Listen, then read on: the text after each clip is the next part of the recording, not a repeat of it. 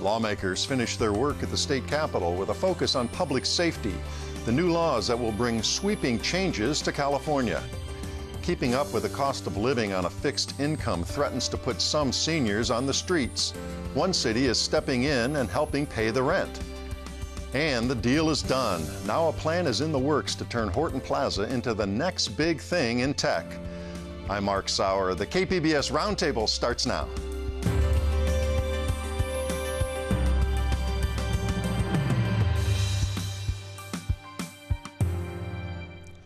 Welcome to our discussion of the week's top stories. I'm Mark Sauer. And joining me at the KPBS Roundtable today, Chris Genuine, editor and publisher of the Times of San Diego, KPBS investigative reporter Amitha Sharma, and reporter Jennifer Van Grove of the San Diego Union Tribune. Well, a busy session wraps up in Sacramento today. Some landmark legislation, a new law to aggressively fight carbon emissions and overhaul of California's bail system, and a San Diego Assembly member's push to require training for those carrying concealed weapons. Looming in the bruising campaign to dump California gas tax and to fund road repair that passed last year. So, and that's coming up a little later, Chris, but let's start with this bail bill signed by Jerry Brown. What's that going to do? Well, it's all about equity and fairness. By definition, the current monetary bail system means that if you have money, you can get out of jail. If you don't, you have to go to the bail bondsman, and that can be expensive. It can be up to 10% of the bail amount. And so the whole idea is it creates this two-tier system of people, working people who, whatever the crime they're charged with at that time, their ability to pay, their ability to keep a job, to try to get their life straightened out. All those things. And what they're going to do is they're going to use computer algorithms to determine to do a risk assessment and determine, well, how dangerous is this person? Can this person go back home while they're waiting for trial, or do we have to keep him or her in jail? Okay, so in opposition to the system now, this new system will give a lot more discretion to judges then to make these decisions. And that's one of the concerns. Interestingly, the American Civil Liberties Union originally backed this bill and then turned against it. And their concern is that in the bill is the ability of prosecutors to request preventive detention. And the bill also gives judges more leeway in granting this. So the ACLU now says that, in fact, it may result in more people being stuck in jail than being freed.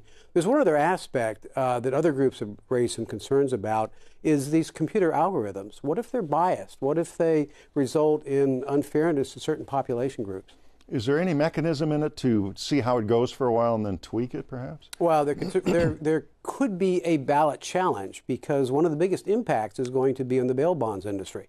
If you don't need a bail bondsman to get out of jail, that would lead to the extinction of the industry in California. So that industry is now mounting a signature campaign to have a ballot measure to overturn the bill. Yeah, because this doesn't take take effect for a while, right? Yes, yes.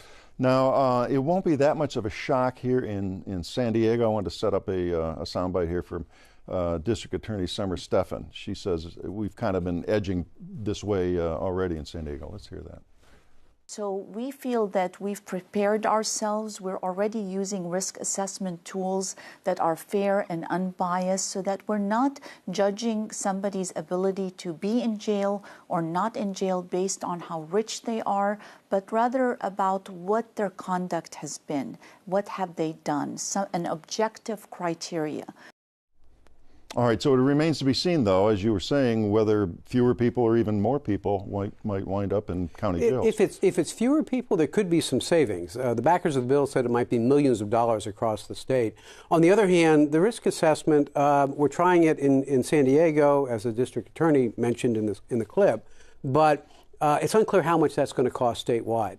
And the two could balance each other out. Okay. All right, let's move on to the fight against climate change. California, once again, a pioneer in this battle, especially given what's happening with the EPA in Washington. So tell us about the new mandate for carbon-free electricity. Well, it's a very ambitious mandate. There had been an old, a previous goal of 50% by 2030. It's now been raised to 60%, and then the ultimate goal of 100% by 2045. Only Hawaii has a similar objective. And it's already drawing hackles from conservative commentators who, of course, look at it as a loony California thing. But this is the world center of high technology, this state. And how does the bill say we're going to get there by 2045? Well, if you the bill doesn't have specifics, but if you look at the technology out there and what local utilities are doing, it might not be that big of a leap. San Diego Gas and Electric is already at over 40% clean energy. And what that bill says is that 12 years from now, they've got to go from 40 to 60. It doesn't seem like that big a leap. Now, the next step, over the next 15 years, another 40% to get to 100, that's bigger. Mm-hmm. It means investment in solar, it means wind, probably means some more nuclear power, which is carbon-free. It has other issues, but it's carbon-free. And battery storage is a big part of battery this. Storage. Improvements in technology for battery. We've already demonstrated here in San Diego. There's a giant lithium-ion plant, for a while the world's biggest, in Escondido. And you're going to see more things like that, storing energy. Amitha? So two questions. How are the state's three big energy companies, PG&E, Southern California Edison, and SDG&E, how do they view this bill? And secondly, what kind of progress has been made in storing energy from renewable sources like solar and wind? The utilities are against it. They're pushing to get to more and more clean energy, but they don't want to have their options tied. One of the big concerns is what happens overnight. Right now, that's gas-fired power plants. You need a lot more battery storage to have only clean energy, because when the sun is down, when the wind's not blowing, you need either nuclear or gas for those times. So they're concerned about it. Battery technology is growing rapidly. SDG&E announced plans several months ago for a bunch of new battery storage facilities after the one in Escondido. There are concerns with these big battery storage areas, but they don't emit greenhouse gases. They're not all that big. We call them big because of the power, but they're not big physically. They take up small spaces. Now, you'll see more of that. It was a close vote in Sacramento. Governor expected to sign this. Is Brown behind it? Not all that close. 44 to 33. Arnold Schwarzenegger, a Republican, was behind it, former governor. Brown will probably sign it. I mean, much of his legacy as a governor is tied up in California's aggressive combating of climate change. So. And we had all these terrible fires throughout the state this year, which so many people now are just flat out linking to climate change and what's happening with the lack of rain. And State Senator Kevin DeLeon did specifically that. I mean, it might be a stretch to say the two are directly connected, but he did. He sold it on that. Yes. Yeah. All right, let's look at this gun bill. San Diego Assembly Member Todd Gloria backed this, and what does it call for?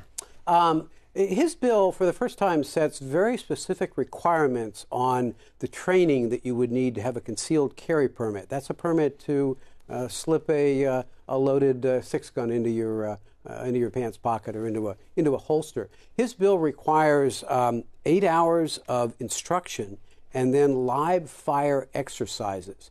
Now, the current law requires instruction but leaves the specifics up to each county. And interestingly, the only bit of specific wording in the current law is that any training shall not exceed 16 hours. I mean, it's almost as if the intent of the current law is to make it as less difficult as possible to get it. Huh. Well, it does seem reasonable, this bill. Who's opposed? NRA, of course, is opposed. They tend to oppose anything that might limit the ownership and carrying of firearms. Also, the San Diego County Gun Owners, which is a local political action committee, they've called it grandstanding. And of course, they've been, for a long time, a critic of Sheriff Bill Gore, who they accuse of slow-walking concealed carry permits. And Governor Brown expected to sign this one? He hasn't said, but presumably it was a bipartisan bill. Given some of the recent shootings in California, it's probably something he would sign. And finally, just want to, before we left this segment, touch on this big political fight coming up between now and the election on Prop 6, repeal of the California gas tax, backed by former councilman here, Carl DeMaio here. What happened if that passes? Give us the thumbnail. Well, very quickly, Senate Bill 1 passed last year. There are already hundreds of millions of dollars of road, bridge, and highway projects underway. Listeners have probably seen those signs, Senate Bill 1 on the highway. Raises the gas tax by 20 cents, diesel tax by, the gas tax by 12 cents, diesel tax by 20 cents. What Carl DeMaio's ballot measure would do is overturn that. It would also require a vote on future gas tax increases. It would probably halt the projects underway, although the Republicans behind it say no, Caltrans could become more efficient. Many see this as a political ploy, an effort to get the Republican base out in the November election and perhaps save the Congress some congressional seats here that they want to flip. How's it doing in the polls so far? Well, it's going to be close. You know, a gas tax is here and now, and road improvements. Everybody wants road improvements, but they're off in the future. It takes years to do some of this work. But I think Governor Brown had a very succinct word on this. He said the tooth fairy, as he said it, is not going to fix California's roads. Okay, we'll have a lot more on this as we start talking politics in the weeks to come. Well, we're going to move on. The image of seniors kicking back on luxury cruises, playing endless golf, visiting exotic locales is bumping against harsh reality. For many, spending their golden years in the Golden State means living in poverty. So, Amitha, how tough is it to cover basic costs for a lot of seniors?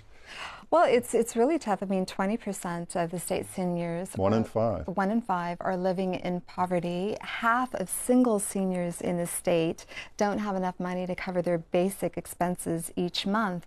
And regions like San Diego County, LA County, and San Francisco County are seeing a spike in the number of seniors who are homeless. Yeah, and it's, of course, we just had another story this week about another record high median price of housing in this county. Rents are tied to that. It just keeps going up. Curious, how is poverty defined here? It is, so they use the federal poverty guidelines, which is like a little over $12,000 a year. Okay. So in California, how far does that go per person? Right. Okay. And then the UCLA puts out what's called an elder index, and what they calculated was that an elderly person in California needs at least $22,000 a year to cover basic expenses. Okay. All right, and your story this week, you focused on this experimental program in Santa Monica. Tell us about that. So Santa Monica has now tried out a program where they are basically they're subsidizing the rent for a group of seniors who aren't getting a lot of money each month. So they have taken, I don't know, like around 24 seniors who are making $14,000 a year or less, and they're trying to bring them up to more than $22,000 a year. And so far, they are seeing some progress. I mean, a lot of the people I spoke with said that they felt like they would be homeless if they didn't have the subsidy. One of the women I spoke with is a woman named Kay. She's 70 years old. She said before she was getting this rental subsidy from Santa Monica that she only had $200 after she paid her rent. And that $200 was meant to pay all of her bills and cover food. And so she went without food. She skipped meals. I spoke with another guy, Pierre de Villandry, who's a painter. He's also 70 years old. And he said he was buying rice in bulk before he was getting this rental help. And he was subsisting on meals of rice or also going without. So now that they are in this program, they are eating regular meals. So skipping medicine, skipping meals, whatever they can to cut corners. Right. The city of Santa Monica did a survey before they started this program because they were trying to gauge how seniors in the community were faring financially. And what they found, they said, was very disturbing. It was disheartening. They said that some seniors were bartering in order to get by. One woman was trading her parking space space in an apartment building for protein powder. Another senior was eating only every other day, and several of the seniors were just putting off medical and dental treatment in order to buy food. Is Santa Monica unique? It's near the coast, it's in the LA area, or is this happening throughout California to a certain extent? You mean in terms of the rental subsidies? So it's very unique. The city of Stockton is going to try out giving cash to a group of needy people in its city pretty soon. So yes, it is unique in doing that. But the problem presumably is not unique. The problem is not unique, and consider this. In the city of Santa Monica, there is rent control, which doesn't exist for seniors across the state. So if within a city like Santa Monica, seniors are still struggling, you can well imagine what it's like for seniors elsewhere. Even with fixed rent for all that time. Right. You mentioned you spoke to several of those folks. Let's hear from some of them. We've got some sound bites here. And if it weren't for the city of Santa Monica helping me, I would probably, by now, have been evicted and on the street. This is the most important thing, one of the most important things that Santa Monica is doing for seniors. And I was really in a dire situation financially and mentally and all that. I didn't know what to do. And then when this came, I said, well, merci beaucoup, thank you so much. Merci beaucoup. What happens now at the end? This is a pilot program, right? It's a 14-month pilot program. The city's going to reevaluate early next year as to whether to continue it. And I should say, as an aside, Santa Monica's city analyst who helps run this program, her name is Lisa Barone, I asked her, how much are you spending on this? She said $300,000 for this 14-month program. I said, so, how can the city afford to do this? And she said, well, you could also ask, how can the city afford not to do this? If any one of these seniors, or group of them, were to become homeless and they were living on the absolute edge of the edge, we would have to pay for them if they became sick and they needed emergency medical services or they needed some kind of hospital treatment. So it's possible that it's more expensive to treat them that way, or to pay for them if they become homeless. Yeah. Smarter and more humane, and Does this scale? So it's such a small population, right, of people that are in this pilot program. Do we know if this can be, expanded? I imagine that it can be expanded. They chose this group of people who were in this financial category. I imagine it can be expanded. And just one more point I want to add to your question about how widespread this might be. The city of Santa Monica has made a decision that they are concerned about how they are viewed and what kind of city they want to be. And they say that, look, we just don't want to be this gorgeous city by this gorgeous coast that is home to the wealthy with $10 million mansions. We want diversity in the broadest sense, and that means that we want to enable the people who are seniors, who have lived in this community for decades, to continue living here even if they can't afford to, and we can help out. Well, that's great. We'll watch what happens and see a follow-up on that. Maybe San Diego and other cities will adopt that. We're going to move on. It rose from a Broadway retail district downtown that had long since gone to seed. Horton Plaza, with its curving walkways, obscure stairways, and funky vibe, injected excitement and jump-started gentrification in the Gaslamp district. But that was in 1985. Now the retail marvel itself has become outdated, careworn. Change is coming, though. And Jen, tell us about this sale now. Horton Plaza has been sold. It's been sold to Stockdale Capital